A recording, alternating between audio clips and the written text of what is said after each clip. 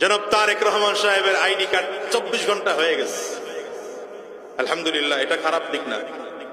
তো আমার কথা হচ্ছে, জনাব তারেক রহমান সাহেবের আইডি কার্ড যদি 24 ঘন্টায় করা যায়, আমারটা 24 ঘন্টা হবে না কেন? আপনারটা 24 ঘন্টা হবে না কেন?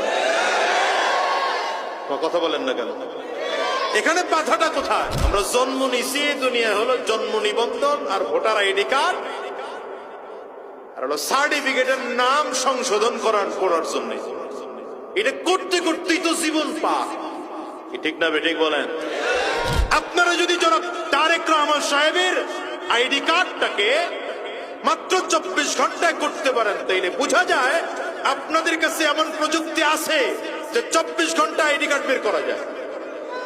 আপনি সাধারণ মানুষকে সার্ভিসটা দিচ্ছেন না কেন? সুদ খাওয়ার জন্য, ঘুষের ব্যবসা করার জন্য। কি কথা বলেন না কেন?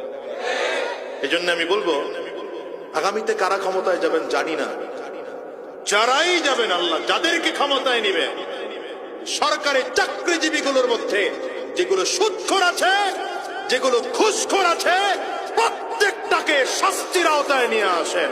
এই বাংলাদেশ অটোমেটিক সুন্দর হয়ে যাবে।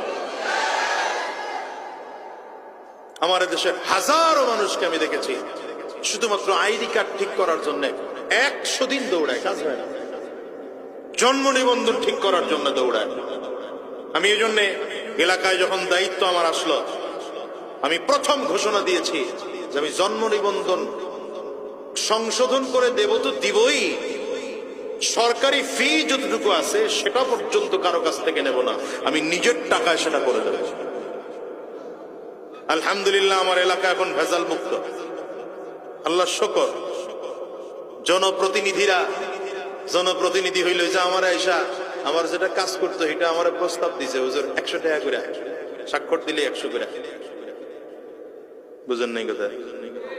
আগের জন্য যেমনি দিছে, পরের জন্য এমনি প্রস্তাব দিব।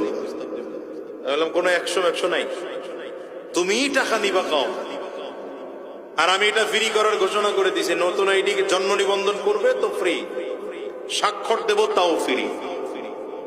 আমার তো জনগণের টাকা খাওয়ায়া ভোট নেওয়া লাগে নাই, তো আমি জনগণের সেবা দিতে গিয়ে টাকা খাবো কেন? এখন আপনারা যাদেরকে টাকা খাইয়া ভোট দেন, তার কাছ থেকে সেবা নিতে গেলে তো টাকা দিয়েই সেবা নেওয়া লাগবে। কি কথা বুঝেন নাই? আমাদের চরিত্র ভালো না তো, আমাদের এদেশের চরিত্র ভালো নয় জাতির।